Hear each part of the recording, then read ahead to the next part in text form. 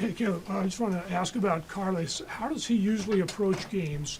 And how does he approach? Do you sense any difference in him this week? Any more intensity? Not really. He's always intense. He's always focused. You really don't want to see a difference with players, in any game. It's the old, like, every game is a big game. I don't like the idea that there are big games and little games. Every game should be the same. So my experience with top players like Carlos is every week it's the same. He's a pro. Game 1, game 34. And actually the better players, you really find out in the biggest stages what they're made of and what their mentality's like. And the best guys I've had, you see their best, in these type of games. That's great. All good? Thanks. Sam? I guess obviously with it being a big game, a lot of eyes on the team. Do you kind of view this as an opportunity to go up against a big team and kind of have it be an inflection point where you're kind of able to turn things around? Yeah, I think it's a opportunity for us to use this spotlight, and gain fans, right? And for the casual fan who doesn't always come to New England Revolution matches, to capture interest. That's really important. But also for our season, it can jumpstart our season a little bit and be a catapult game. So this week facing Inter Miami, do you anticipate any kind of major changes tactically or whatnot to sort of adjust to the strength of the opposition, I guess? Yeah, we do that every game. Every game we adjust our tactics. You might not know that if you're just looking at the start sheet. But, we do different things every single game tactically. We always respect the opponent. We factor in, their system, their formation, how they play in the attack, how they defend, and we adjust our structures. And we adjust every single game to the opponent, so this is no different. And I guess just as a follow-up, obviously with Messi, kind of the best way to defend him is to just not let him have the ball. How much, I know you talked about possession and controlling games, how much is that maybe more of an emphasis this week against Inter Miami? Yeah, I don't know if it's more of an emphasis, but I think everybody says what you just said. That's what everybody wants to do against Miami and Messi, but very few teams actually do it. So for me, it's about whatever our plan is. Only our players and our coaches know what our plan is. Can we execute? Because we have great ideas as coaches, and on the training ground, those things come off. But it's about making them come off in the game, and executing in the game. That's going to be the key. If we execute the way we want to play, I think we'll have a shot, but there's very few teams that you're not going to stop Messi, you're not going to stop Messi, but can you limit his effectiveness? That's the best way to describe. He's always going to be good, he's never going to be bad. He's always going to be good, and he's always going to have moments, but can you limit those moments? What do you think from Dylan Barrero as he tries to come back, and what do you think he can bring to the team? He'll bring a lot. He's individually talented. He's very dynamic. He's a 1v1 penetrator, and when you look at our team right now, we need a little bit of that. So we're happy right now with the guys on the wings. They're playing well.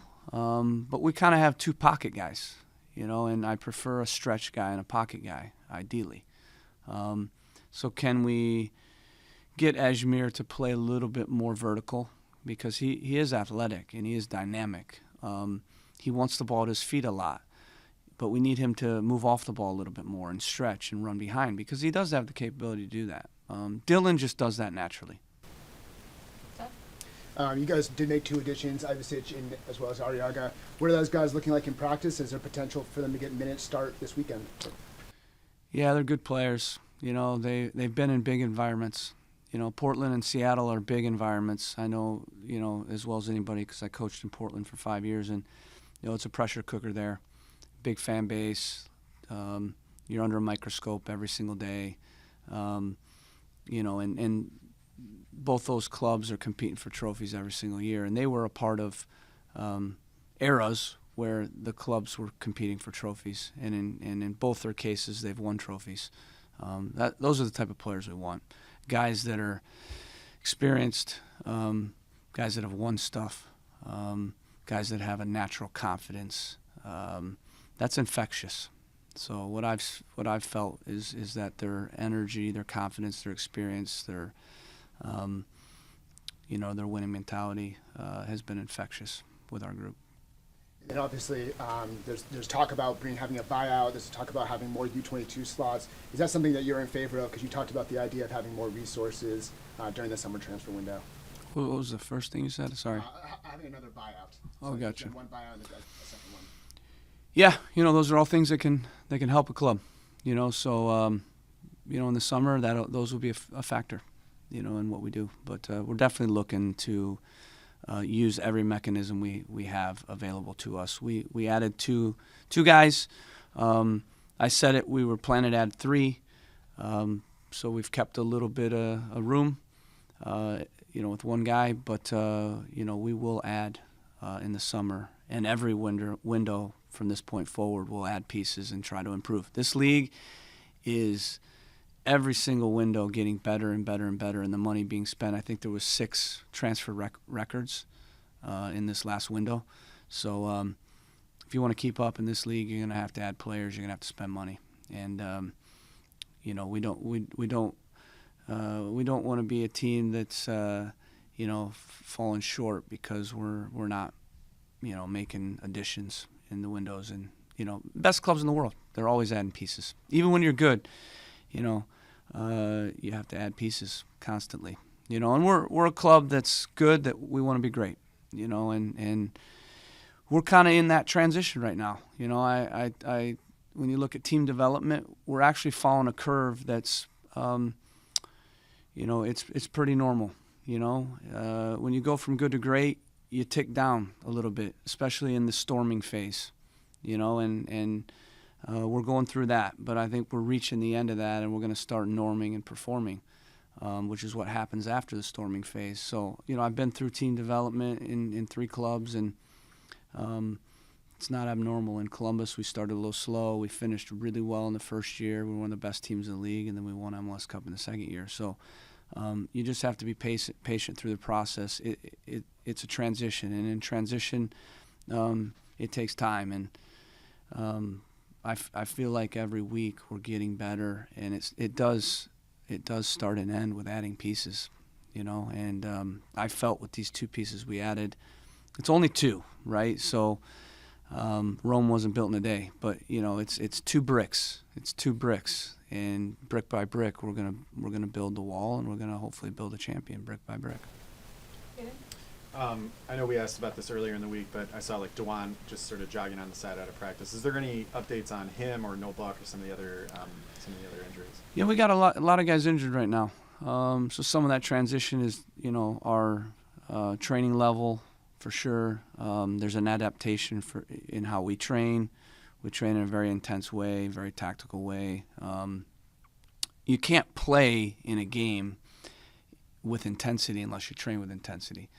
You can't. You got to train like you play. You got to train like you want to play. It's that simple. So some guys are getting used to that. They like it, but their bodies aren't ready for it. So we've had a few soft tissue injuries because of that. So we have some guys injured, right now. Noel is out. Who else did you ask about? Sorry. Dewan, couple weeks. Jonah, maybe next week. Barrero is gonna be available. Yeah. So, but will he play? I don't know.